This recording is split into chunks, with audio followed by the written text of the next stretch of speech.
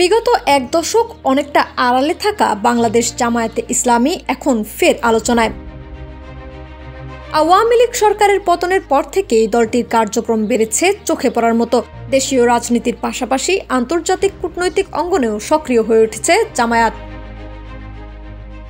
গত সেপ্টেম্বরেই ১৯ দেশ ও ৩ আন্তর্জাতিক সংস্থার রাষ্ট্রদূত ও প্রতিনিধির সঙ্গে বৈঠক করেছে দলটি।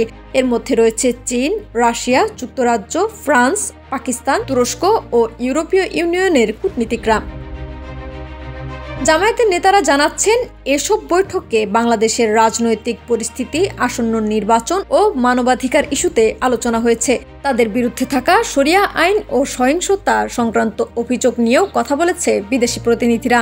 সহকারী সেক্রেটারি হামিদুর রহমান আজাদ বলেন, বিদেশি কূটনীতিকরা অভিযোগের সত্যতা জানতে চান, কিন্তু আমাদের বক্তব্য শোনার পর বলেন সবই মিথ্যা। এদিকে ছাত্র শিবিরের পক্ষ থেকেও বাড়ছে কূটনৈতিক যোগাযোগ। সম্প্রতি মালয়েশিয়ার হাইকমিশনার তাদের অফিসে আসেন বলে জানিয়েছেন সংগঠনের সেক্রেটারি নুরুল ইসলাম সাদ্দাম। জামায়াতের সহকারী সেক্রেটারি জেনারেল এহসানুল মাহবুব জুবায়ের বলেন, বিভিন্ন দেশ এখন পিয়ার পদ্ধতি ও বাংলাদেশের ভবিষ্যৎ রাজনীতি নিয়ে আগ্রহী।